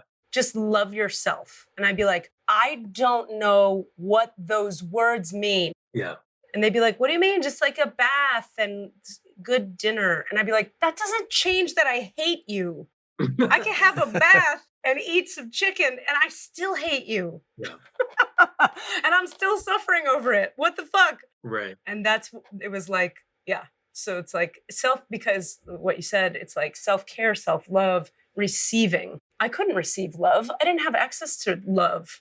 Definitely couldn't receive either. And the Sufi school broke all that open for me, showed me what receiving was. I think I was 33 when I first felt love. I had had sex and I had felt, quote, in love with people, but it was all just like toxic fantasy-based nonsense. Yeah, that thing about like self-love too, I don't think that everyone knows what they're saying when they say it. I'm here. My camera went off for a second, but I'm right here. Okay, yeah. Like the one thing I do appreciate about it's not just AA, but in general now what I'm doing more of is getting out of self makes it easier to love yourself. Like it's way more rewarding to me to like, in AA they call it being of service to others. But honestly, just like actually getting out of my hyper analytical brain about everyone must hate me all the time, like getting out of that helps me actually love myself eventually. Like, so it's the self-care, like take a bath. I'm like, I'm going to be in that bath being like, you dumb piece of shit. You suck. like nobody likes you, everyone hates you. Yeah. I find that not a lot of people know what they say when they're saying that. I like what you just said though, that like self-hatred is actually, being it's the most myopic thing is to be, self-hatred is so fucking myopic and self-centered, obsessed. Whereas self-love, true self-love is not that self-centered. Yes. That's right. Weird. I'd never heard it put that way. So I wanted to call that out. AA concept. When I went to the Sufi school, I talked with them about that. There were these masters, right, who had been like literal masters of what love is and how to be love and all that. I remember asking Ibrahim Jaffe, president of the university at the time, I was like, so AA has taught me this whole get out of self and that's how you feel more self-love and all that. Like, what do you make of that? Because that was not what they were teaching us at all. There's like Sufi practices that are very much about feel your heart. Now do this practice. Now let the light in. Now it changes you and it's you, right? And he said this thing that helped me a lot. He's like, doing service is like it's like the fast route to experience it, but it bypasses the pain and the walls and the trauma in our own hearts that keep us from being able to experience what you get from being of service just by existing. So it like skirts you around it and you're like, phew, there's some love, but you're still walking around with the same heart that's guarded. So then I spent a lot of years like, okay, I want to change the actual heart because I can't live every minute in service. I have to like shower and not hate myself. I have to like cook dinner and not hate myself. So that was motivation for me, is I wanted to know, well, how do you love yourself when you're not of service? And so then I found that, but I'll tell you, it's so cool we're talking about this because these days I'm like, I'm very comfortable in my own skin. I don't have a lot of self-hate. I feel pretty fine with me. Like I'm not suffering. I don't have any depression, knock wood. I don't have anxiety. I'm just like good with me. But when I am of service to others, it's still better. It's like I did all the inner work and I found out it's still better to just help others anyway. It makes me happier, which is funny. We were just with I just spent the week with a 6 and an 8-year-old, and we just kept trying to like cajole them into this thought of it's fun to be nice to people, or it literally is. It is fun to help other people. It's just as simple as that. But you can't convince someone of that until they've experienced it. That's right. I think you have to suffer enough at the hands of your own self-involvement to learn the value of giving. Oftentimes I'll say to God, like I have all these intimate things with God now, and it can seem fancy or fun or whatever, but I'll be like, what is the next thing that I'm up to? Like, what's the next? And like, it'll be like, you have a client in 20 minutes, go. And I'm like, no, but the next thing we're doing, the exciting, what is it? And then I'm like, oh, right, that's addiction. I want you know, I want it to be fun. And like, sometimes it is, and sometimes it isn't. Yeah. Sometimes just service. It's just service. Yeah. Yeah. Wah, wah. Like, I think, I mean, the way that I make sense of why service helps is that like so much of my self-hatred ego stuff is rooted in shame and like all this like things that I tell myself I'm supposed to be ashamed about. But when other people tell me things that could by all accounts be seen as like batshit crazy, like I'm like, oh, I don't think you should feel ashamed for that. Like I feel very compassionate towards other people when they share that stuff. So if I try to like intellectualize it, it's like, why don't I let myself treat myself that way? So this is like inner child work, right? It's like imagine yourself to your inner child. I'm just bad at doing that. But when I see someone else and I get to show compassion to them, I'm just like doing it to myself, you know, like, so I think that's why I like the idea of like being of service to others. It's just very, it just gets you out of your own way and feeling shame. Like, I know that in those rooms, if I got into my like self-hate loop and just repeatedly said, well, this is why I suck. This is all the bad things I've done. This is why I should be ashamed and all that kind of stuff. Everyone in that room would be like, no, we feel you. You're good. It's fine. And I would eventually agree with them. And then it just like throughout daily life, unless I like practice that routinely, I'll just go back into that self-hate loop and have a hard time getting away from it. Cause you know, probably forever that like protected me from being hurt by others is to make fun of my own faults and flaws before somebody else could. It's just that now I'm pretty good at being mean to myself. And somehow being service to others, it lets me show compassion to someone that I want to show to myself or have someone show to me. And what does that do for you? Like when I'm compassionate to others? Yeah, when you're being of service, what does it do for you? I feel good.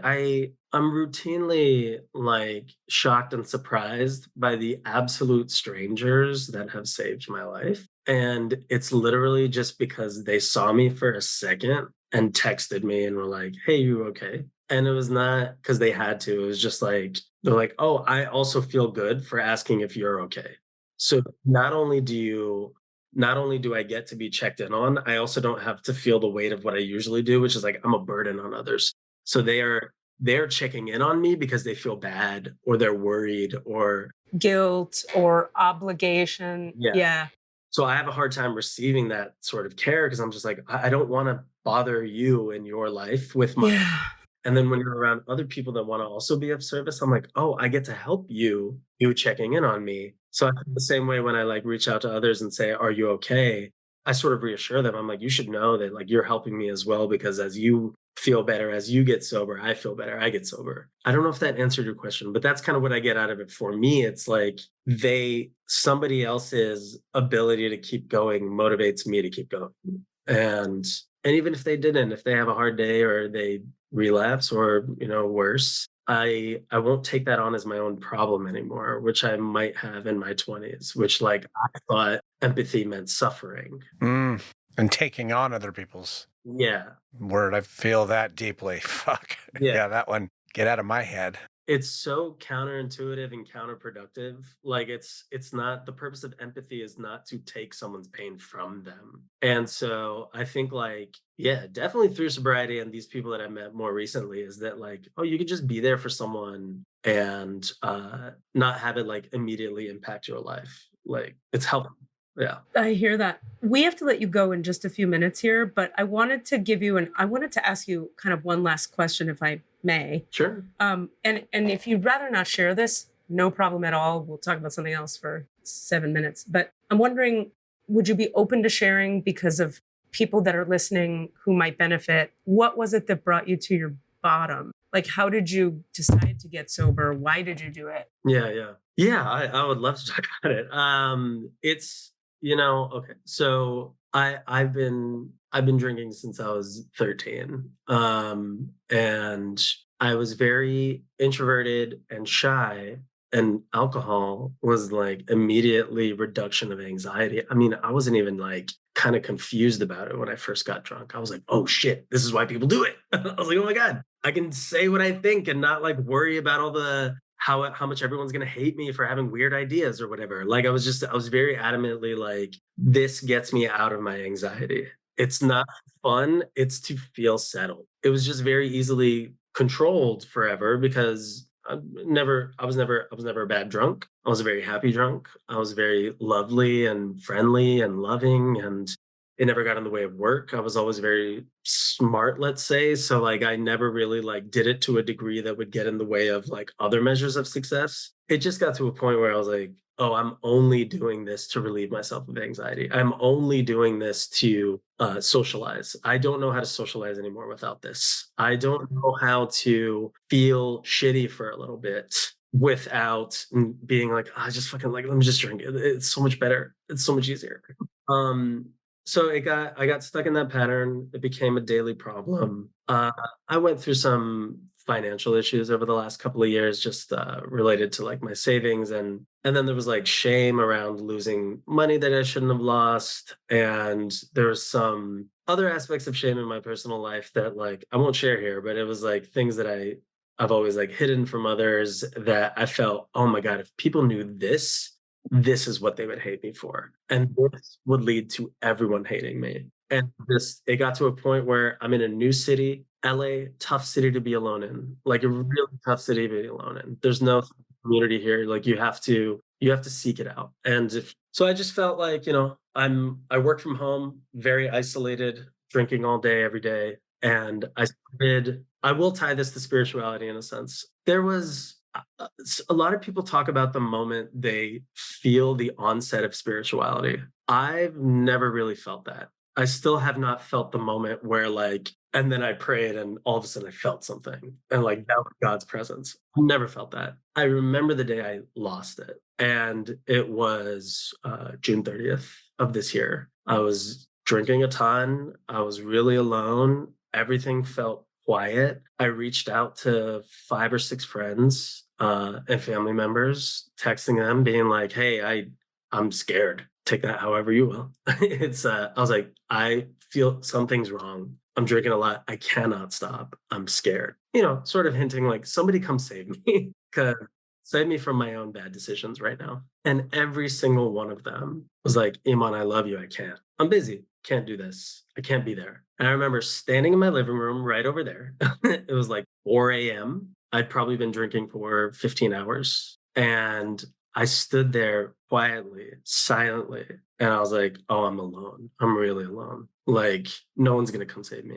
Whatever that means. Like, no one's going to come here and save you right now. And I would never want to leave this earth. I love being alive. But I remember in that moment being like, I just don't want to be here anymore. And that was the moment I lost spirituality. I was like, I feel a black void that I've never explained before. And the fact that nobody came to save me and I do want to stay alive is that I was like, oh, if I don't fix this now, it will be bad in like the worst way possible. So next day I called therapists, some other people that I had worked with before and trying to get sober, and just started bawling. I was just super sad. I was like, I can't believe I did this again. I didn't even want to drink. And it's like, when you finally like actually hit that point where you're like, I swear to you, I didn't want to drink. I promise you, I did not want to, and I did it anyway. Because I think like some people, if they don't see you like blackout drunk vomiting everywhere, they're like, oh, you don't have a problem. And I'm like, no, I have a problem.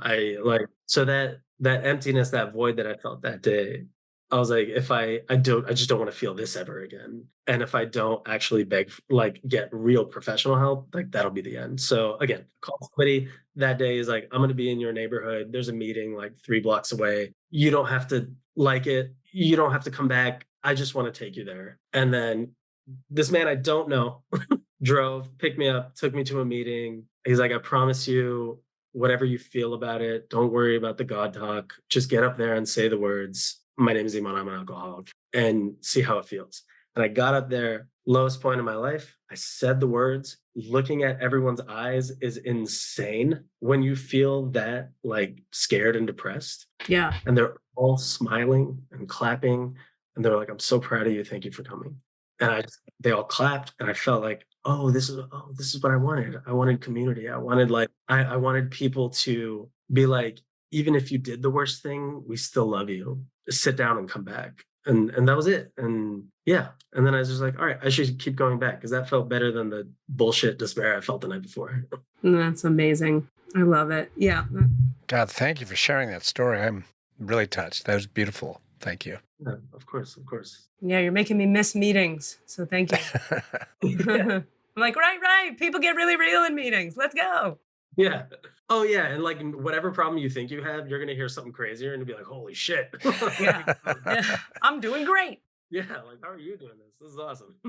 Well, Emon, thank you so much for being here with us. It's so nice to meet you. Likewise. And I hope we get to, I'm going to email you because we have to have you read for something. Talk about higher power. Awesome. Yeah. Thank you guys so much.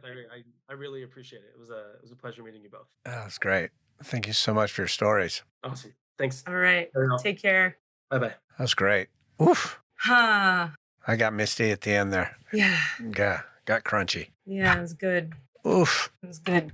I've been feeling, I texted you this during that a little bit. I've been feeling the pull of our reader. And so I would like to hop into their records. All right. If you have another 10, 15 minutes to sit here. Yeah, I'm good. I'm golden. It's interesting. Desmond, a little longer for you to edit. You'll be all right. We could also pop this back in the beginning where we said, no, we're not going to do it. We could say. Well, let's just see how it goes and toss him that option. I was just getting really strongly like, do that. And also like, it's not time for our guests to go in the records. I got that strong too. He's not there yet. And that's great. That's wonderful. God. Yep. Fucking, I mean, I didn't chime in that much, but I was identifying very deeply with so much of what he was describing, just about the brain. Yes. And how it works. I really appreciated what he was saying about, the intellectualizing and then just trying to get outside of the self. Yep. And that being the simplest version of what one could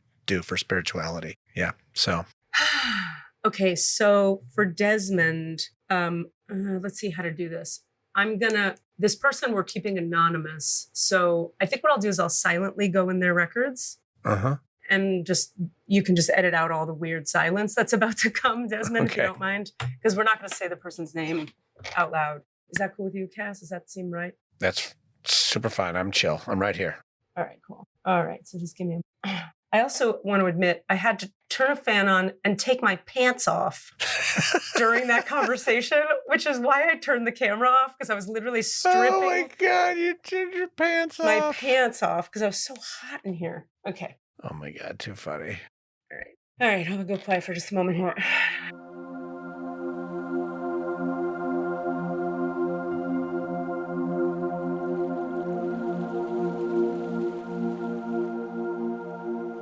I'm going to read what they said. Philippa, this fake named person, still having headaches and sore in nose, herpes. So they have a sore nose because their version of herpes shows up inside their nose. Yeah, it's herpes 1. Oh, okay. I wasn't aware of that.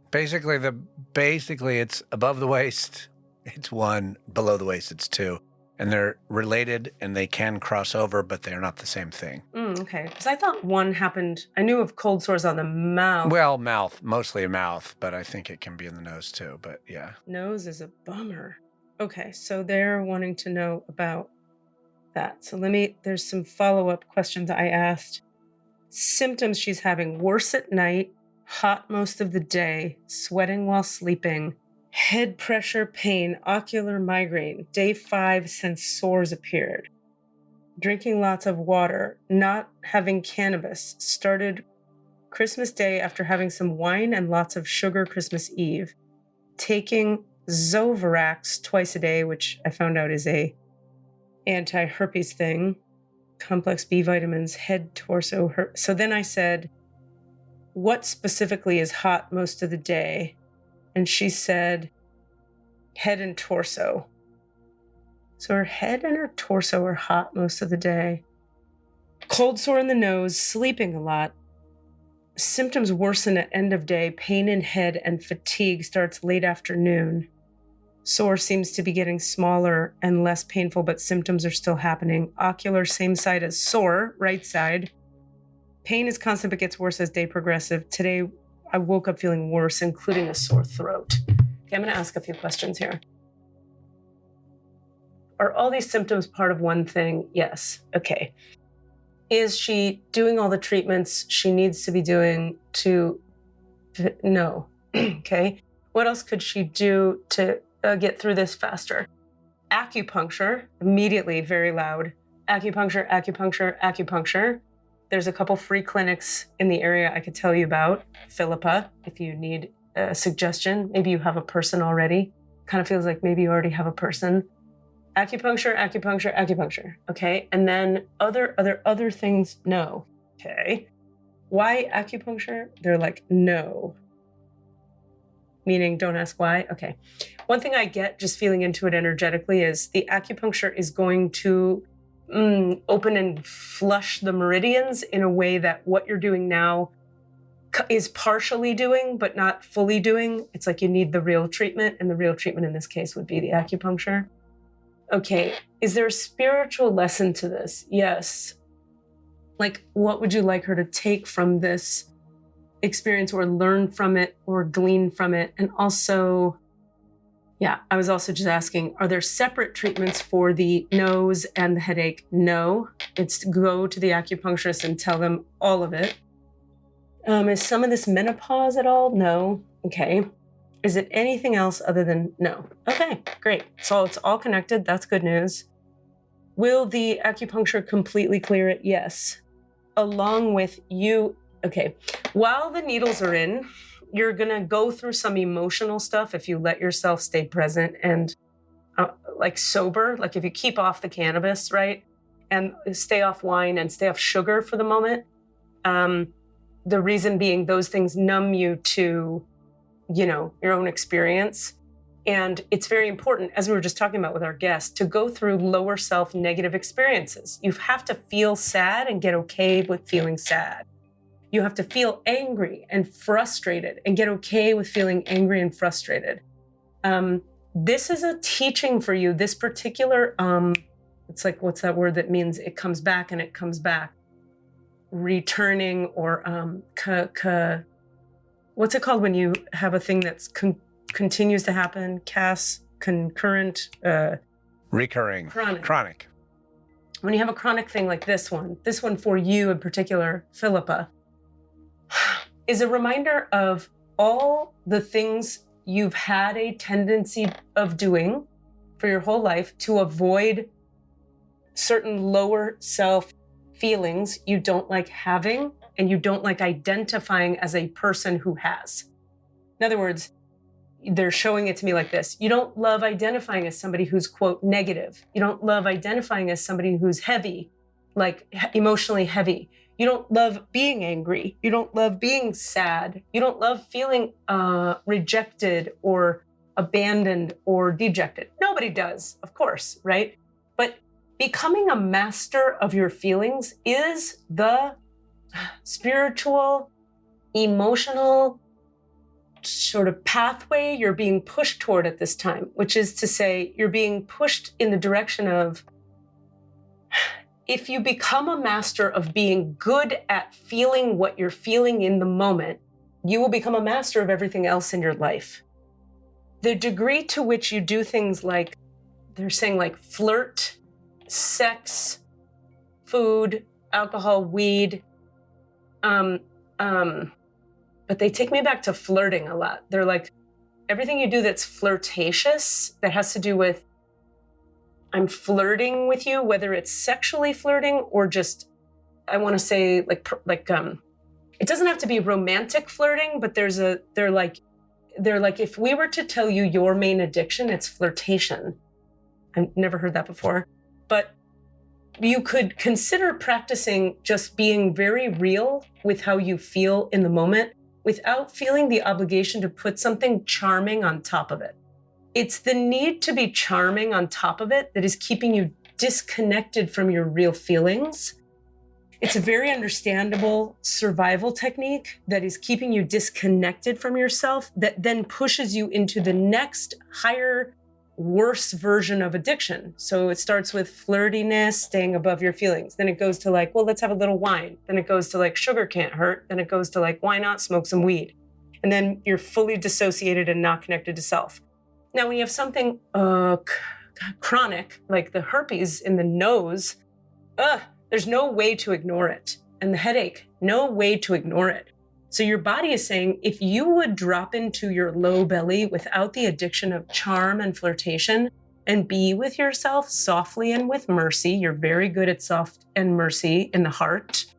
So you want to be soft and merciful from your heart with yourself in your belly without any of the addictive patterning, then the herpes will stop happening. That is a bold statement. And they're like, remember, Katie, this is for me too. Everything that shows up physically is on a certain level, emotional, and then behind that, spiritual. So if you can become a master of your emotions, which doesn't mean don't have them or be positive at them all the time. Positivity, by the way, remember the term toxic positivity, can really be damaging to your connection to self. There are parts of yourself, this isn't just for Philippa now, this is for all of us. Parts of yourself are not happy with everything. They need to be connected with, honored, acknowledged, and felt, those parts of self. If you don't connect with them, honor and acknowledge them, you're telling them you don't matter and you shouldn't exist and I'm pushing you away. And then those parts of self have to act out in some other around the back corner way, which will turn into flirting, food, power, look at me, sex, whatever it might be. So instead, we want to meet the needs of these parts of ourselves that aren't doing the pretty, fun, cute, sexy, flirty thing. They're feeling sad or they're feeling alone. And it's you meeting them, not you putting the needs of them on other people. It's you connecting. It would help a lot in therapy to do this. Practice connecting in therapy with those sad, scared, vulnerable, nervous, angry, frustrated parts of self, and just be with them. They miss you the way a child misses their mom. Don't abandon the young parts of yourself the way your parents abandoned you. Be with the children inside you. They need you, and you're the only one who can be with them. And the acupuncture, when you're doing it, will start to take you into those feelings. Don't resist. Go in. You can do it. Namaste. We love you. This is it. That was great for me to hear. I'm going to close the records here. I want to thank the masters, teachers, and loved ones for their love and compassion, the lords of the records for their point of view, and the Holy Spirit of light for all knowledge and healing. I ask that you return. The divine portal and the Akashic Records are now closed. Amen. The divine portal and the Akashic Records are now closed. Amen. Phew. The divine portal and the Akashic Records are now closed. Amen, amen, amen. Shadwan la ilaha illallah. Shadwan Muhammad abduhu wa rasulullah.